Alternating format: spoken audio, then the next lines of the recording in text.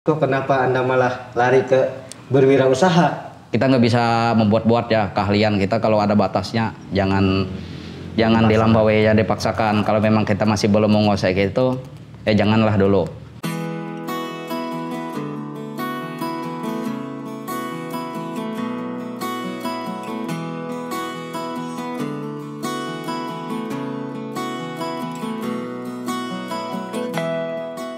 Basura Palusle Alito Prinandi. Iya.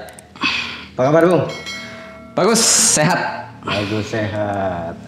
Tentunya diundang ke sini ada sesuatu yang menarik dari Anda. Udah tahu apa? Sepertinya tahu. Sepertinya tahu. Iya. Boleh dibuka maskernya sedikit gitu kan? Ya. Oke.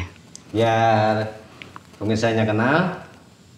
Jadi alasan saya mengundang Anda ke sini salah satunya ini sangat menarik sekali.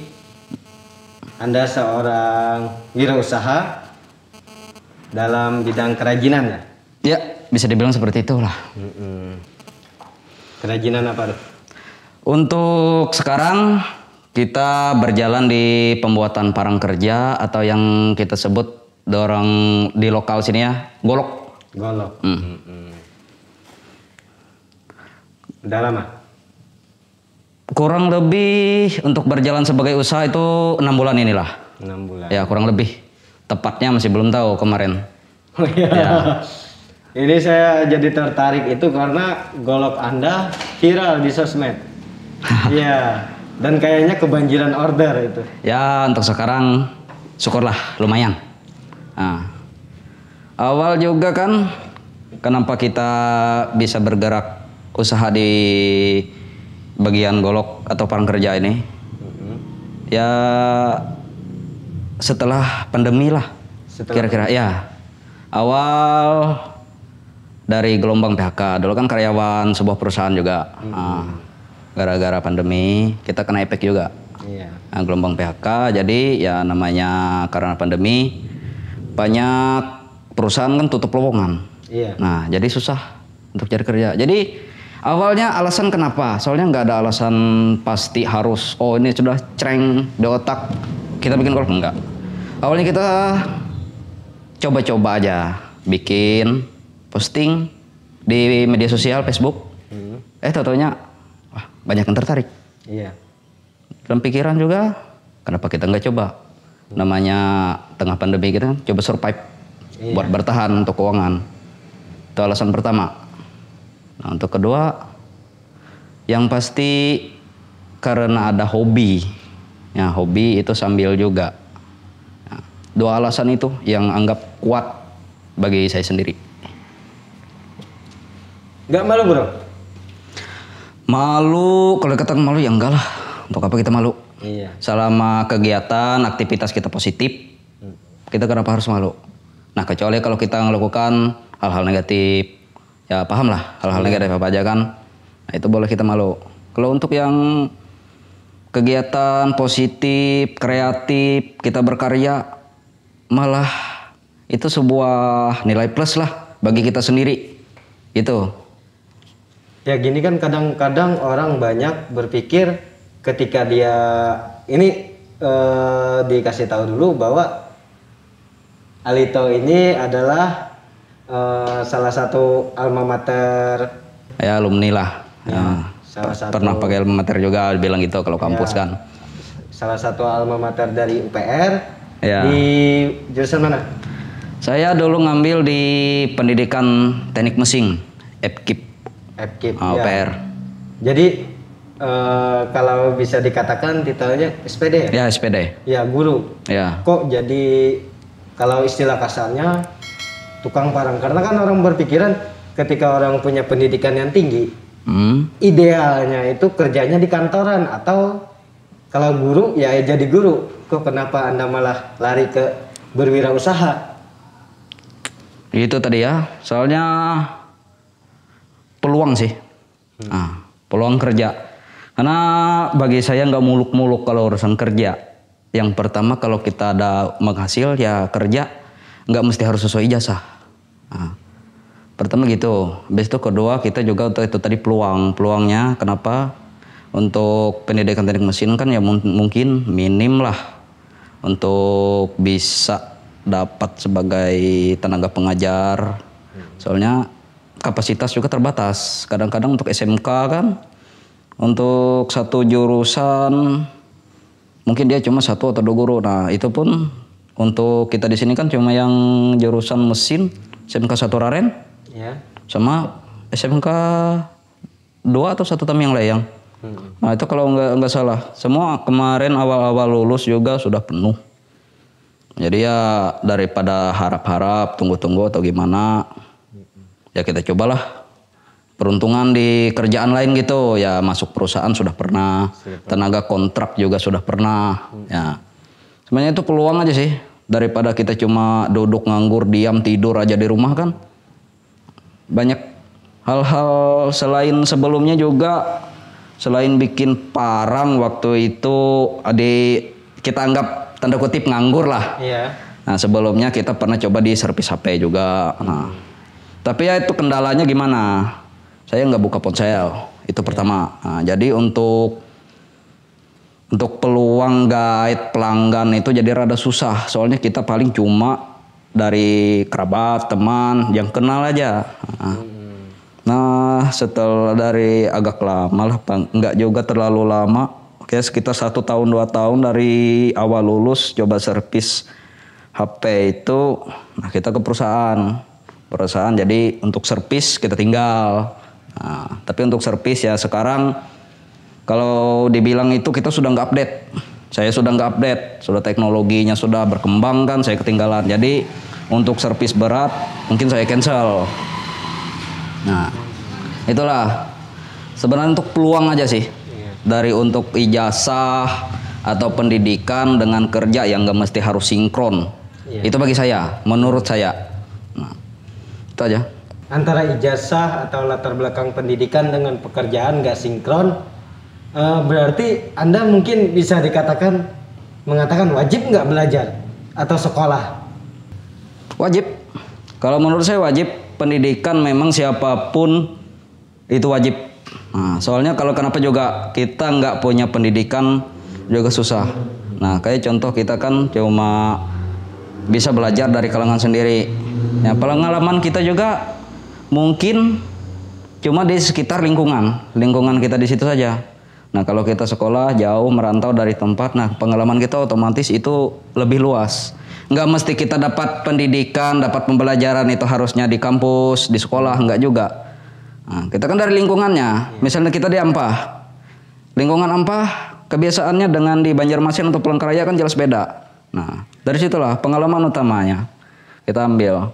Kalau ijazah pendidikan, nah itu utama untuk menunjang. Kalau kita untuk bekerja, untuk sebagai pegawai atau karyawan itu untuk penunjang karir. Biasanya seperti itulah menurut saya. Ya, jadi kenapa saya bertanya seperti itu juga karena orang tahu misalnya seperti ini ya. Anda kan penggiat atau pengrajin parang tadi. Itu kan nggak perlu sekolah pun bisa sebenarnya. Tapi kenapa kok tetap perlu sekolah? Jadi untuk menambah wawasan tadi ya selain itu. Kalau ya begitulah. Kalau sebenarnya untuk pembuatan parang ya kalau memang nggak sekolah juga nggak masalah sih. Nah, nggak masalah. Soalnya ini istilahnya itu untuk pembelajaran umum.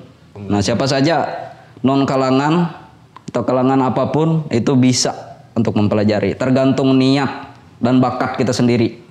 Itu yang penting. Ya jadi kalau mau berwirausaha kesampingkan dulu ya latar belakang pendidikan. Soalnya kebanyakan itu stigma ya. Tempat kita stigma. Kebanyakan ya mohon maaf sih kalau memangnya salah. Ya kebanyakan kita menganggap kalau sudah sekaliber atau sekelas sarjana itu kerjanya ya harus ngantor, karyawan. Nah sebenarnya nggak harus gitu sih. Tergantung gimana kita pola pikir aja. Nah itulah pendidikan tadi untuk membentuk pola pikir kita. Pola pikir kita gimana ya?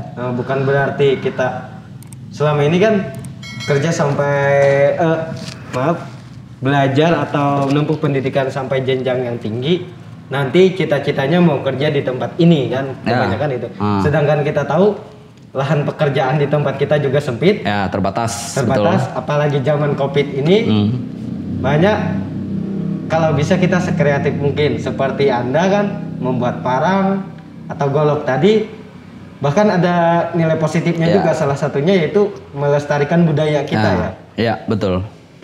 Karena sebab untuk golok atau parang itu sudah, kalau di wilayah kita, di budaya kita orang-orang Dayak ya, orang-orang Dayak ya, orang Kalimantan lah. Ya. Kalau golok dan parang itu sudah bisa dibilang itu tradisi untuk kerja lah. Pokoknya untuk kata kita orang Banjar tangkingan lah. Untuk masuk hutan atau kemana itu golok itu pasti, atau parang itu pasti selalu ada. Kita susah kalau nggak ada itu. Kalau mungkin di kota-kota ya, kalau di tengah kota, kalau ketika seseorang megang parang ya itu sangat menyeramkan. Tapi kalau di tempat kita ketika megang parang ya itu tentu mau ke kebun atau ke sawah ya. Karena itu salah satu budaya, dan uniknya juga golok bikinan Anda itu ada motif-motif Dayaknya ya. Motif Dayak atau motif apa itu namanya? Kalau ukiran ya bisa dibilang motif Dayak lah. Kita nggak ada yang bikin kayak sebagian yang ada kepala burung, kepala singa. Soalnya ya keterbatasan juga lah. Untuk kita nggak bisa membuat-buat ya, keahlian kita kalau ada batasnya jangan dilampaui ya, dipaksakan. Kalau memang kita masih belum menguasai gitu ya janganlah dulu. Yang pasti kita untuk masih gimana ya, bentuk klasik lah, tradisional lah. Cuma palingan kalau ada request kita diminta untuk ukiran, kita bisa minta ukir. Kalau sekarang kayaknya kebanjiran ya ordernya. Lumayan lah. Nah, lumayan. Kadang-kadang bisa ya, belum pernah sih sampai kosong untuk orderan, masih belum pernah. Yang kadang-kadang kalau nggak dalam 1 minggu itu bisa ada masuk 1, 2, ya kadang-kadang ada yang bisa order 4 juga sekalian. Tergantung dari pelanggan lah. Nah, untuk bahan bakunya kayak misalnya mungkin kumpang ya. Dengan hulunya ya, kepalanya itu. Apa bahan mentahnya beli atau gimana? Hampir 100% beli. Dari besi, parangnya, dari bahan hulu, kayu, kumpang ya, rotannya buat anyaman, tali itu semua kita beli. Soalnya kita nggak bisa bikin atau nggak punya bahan sendiri lah kayak gitu. Jadi semuanya beli. Ya. Sebenarnya hutan kita juga luas ya. Luas sih. Soalnya untuk ini ya, kenapa beli? Soalnya bahan baku utama untuk hulu itu saya pakai akar karet. Nah, soalnya untuk kualitas itu sudah turun temurun, sudah kualitasnya sudah memang kebanyakan dipakai dari dulu itu rata-rata lah. Ada bahan lain tapi yang paling mudah itu dicari akar karet ini, akar pohon karet. Saya baru dengar ini akar karet punya kualitas yang bagus. Akar pohon karet. Akar pohon karet tepatnya. Soalnya kenapa? Kita kan enggak punya kebun karet misalnya kan. Kita perlu untuk hulu parang akar karet. Apakah kita harus nyuri ke karet orang kan? Nggak mungkin kan? Jelas lah beli. Gimana Pak atau gimana Bro? Boleh, saya minta carikan ini. Buat apa? Oh pasti buat kata mereka kan, buat hulu parang ya. Bolehlah cari. Kumpangnya sendiri? Kumpangnya kita cari di molding lah. Soalnya untuk kalau yang bahan utama juga ya itu tadi. Soalnya kita nggak punya lahan tempat kayunya kan, ya nggak mungkin dapat juga.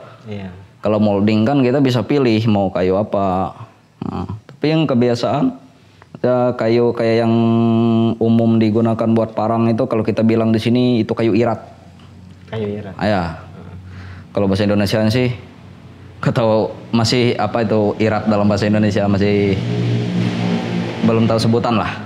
Kalau umum kita orang sini kita bilang irat itu. Berarti hampir 6 bulan tadi usaha udah lumayan ya? Ya lumayan lah. Berhasil survive dari zaman pandemi. Ya Dan pastilah. sekarang pun masih pandemi ya. Ya, yang pasti kan ya nggak mesti harus buat kaya. Iya. Yang pasti kita gimana survive tadi, kita bisa punya uang jajan, uang bensin, uang paket pulsa juga kan. Nah, jadi nggak harus kita pusing ini gimana nih cari duit nih buat nih pulsa habis, rokok habis misalnya kan, bensin nggak ada kan. Kalau kita sudah ada usaha ya biar kecil-kecilan, kalau cukup buat nutup modal sama buat lebihnya itu ya tadi buat kita beli uang rokok istilahnya, uang jajan, kenapa enggak? Iya. Enggak mesti harus kita usaha, loh beli mobil, beli motor, beli rumah, ya enggak lah. Usaha juga kan perlu dari nol. Iya. Ya harapannya ya dari kita pembicaraan ini, suran hari ini, semoga bermanfaat untuk peserta didik kami khususnya, bahkan mungkin orang luar yang nonton, bahwa kita berwirausaha itu belum tentu mempunyai latar belakang pendidikan yang sejalan. Iya. Artinya tergantung kreativitas dan kemauan kita ya. Iya, betul. Tapi tetap catatan sekolah itu penting. Penting. Bagaimanapun sekolah pendidikan itu penting, utama. Dan jangan sampai ini malu ya kalau untuk berwirausaha. Ya, jangan malu lah. Dan yang penting untuk berwirausaha ya, kita lihat pasarnya. Misalnya untuk pasar tempat kita lagi rame-rame ini, ya kita nggak usah juga ikut-ikut itu kan. Iya. Nah gimana kalau suatu saat kan sepi? Iya. Ya, otomatis kan usaha kita juga kan ikut sepi, ikut ya kata kasarnya bangkrut lah, gulung tikar lah. Ya kita cobalah yang kira-kira peminatnya berlanjut, tetap dibutuhkan dalam keseharian, dalam kehidupan masyarakat tetap dibutuhkan. Nah, ya itu tadi kenapa alasan saya memilih usaha membuat parang, soalnya untuk wilayah kita kan parang tetap diperlukan. Iya. Nah, itu. Nah, itu termasuk tuh dalam salah satu kompetensi dasar pelajaran PKWU di SMA, yaitu kurikulum 2013, salah satu mapel. Jadi untuk usaha kerajinan berdasarkan kebutuhan pasar atau kebutuhan pasar lokal. Ya. Nah, jadi makanya saya mengundang Anda ke sini paling tidak untuk memberikan inspirasi untuk anak-anak. Mudah-mudahan. Ya. Jangan sampai juga ini yang banyak bikin parang akhirnya banyak saingan. Iya. Tapi nggak apa-apa ya. Tapi dalam bentuk lain gitu kan. Soalnya untuk usaha kan itu kalau kayak istilah orang Banjar kan, rezekiku, rezeki ikam. Jadi kita nggak bisa gimana nutup rezeki orang, jadi harus rezeki kita terus ya nggak bisa. Walaupun kita bergerak di bidang yang sama. Ya, betul. Ini untuk ada nggak kira-kira pesan kebetulan Kak Alito ini adalah alumni SMA Negeri 1 Dusun Tengah juga. Sangkatan. Satu kelas. Iya. Betul. Makanya saya undang karena dia sangat menginspirasi, khususnya bagi saya, mungkin bagi kalian nantinya. Mudah-mudahan. Ada nggak kira-kira kata-kata motivasi untuk? Ya, yang pasti kalau memang adik-adik atau rekan-rekan ada kreativitas, ada bakat, kembangkanlah. Kembangkan mengapa? Kalau bisa itu menjadi usaha, kenapa enggak? Kalau yang bisa mau sambil sekolah atau lanjut ke perguruan tinggi, ya nggak apa-apa. Bagi yang nggak bisa lanjut atau nggak niat lah kasarnya, kalau mau berwirausaha, ya tekuni. Yang penting kita kreatif. Soalnya kreatif nggak pernah ada matinya. Iya. Tergantung kita gimana itu mempelajari kreativitas kita. Soalnya kalau kreativitas kayak orang seni, mereka nggak pernah bisa puas. Kenapa nggak pernah bisa puas? Mereka untuk sudah menghasilkan karya satu, mereka update. Bagaimana untuk dikembangkan lagi? Pertama, untuk kreativitas, untuk karya kita, kritikan sindiran orang itu jangan kita tutup kuping. Sambil kita perhatikan. Oh gimana? Betul. Misalnya ini terlalu tebal. Yeah. Kita lihat. Oh ya, mungkin pengen pasar agak dirampingkan sedikit. Misalnya ini anyamannya terlalu kasar. Oke, kita coba gimana kita haluskan lagi. Nah, itu sih. Artinya kritikan untuk membangun. Nah, untuk membangun, bukan beda kalau kritik. cibiran ya. Ya, beda kalau cibiran. Kalau cibiran kan setengah, istilah kasarnya setengah menghina sudah. Apapun yang Anda lakukan pasti tetap salah di salah mata terus mereka. ya. Nah, kalau masukan, kritikan maupun itu pedasnya, kalau itu memang untuk kita membangun, kenapa enggak? Ya, kita tetaplah berbuat atau bertindak sekreatif mungkin untuk kemajuan kita sendiri. Iya. Nah, Apalagi ya selain hobi tadi bisa menghasilkan, itu memiliki kebahagiaan yang hakiki ya kayaknya. Karena hobi tadi bisa menghasilkan. lumayan lah. Iya. Istilahnya kalau untuk kerja kita sendiri, kita yang bikin kerja, kita nggak ada tekanan. Iya. Nah, kenapa nggak ada tekanan? Beda kalau sama dengan di perusahaan atau instansi. Karena instansi atau perusahaan kalau sudah kerjaan kita begini, pokoknya tanggal sekian harus selesai, mau tidak mau harus selesai. Nah, kalau kita kadang-kadang kita ngomong dulu sama customer, sama pelanggan kan, aduh ini orderan masih banyak masuk rekapan kan, nah, masih banyak masuk rekapan. Jadi gimana kita nggak bisa cepat ya? Nanti ya untuk tanggal selesai nggak bisa ditentukan. Nah, jadi nanti kalau selesai lah kita hubungi lagi, nah, gitu. Soalnya untuk kerja seperti ini kita mood juga berpengaruh. Kadang kita kalau memang nggak mood ya jangan dipaksa. Kadang nggak mood itu ya banyaklah filenya. Iya. Nah, rusak lah, apalah, kacau lah. Soalnya kalau salah raut, bayangkan dari rugi. ulang lagi kan, Ulang lagi. waktu sudah terbuang, bahan baku sudah terbuang. Iya. Nah itu. Ada lagi? Kalau nggak ada, kita tutup. Ya, sepertinya cukup sekian lah. Ya cukup. Nah, Ya mudah-mudahan nanti khususnya yang kelas 12 mungkin nanti ketika lulus nggak lanjutkan ke perguruan tinggi, kalau mau lanjut berwirausaha ya. ya. Atau yang mau beli silahkan, nanti Ya. mungkin akun sosmednya saya taruh di link deskripsi. Iya. Tetap jaga kesehatan ya selalu, dan Basurah Palusle.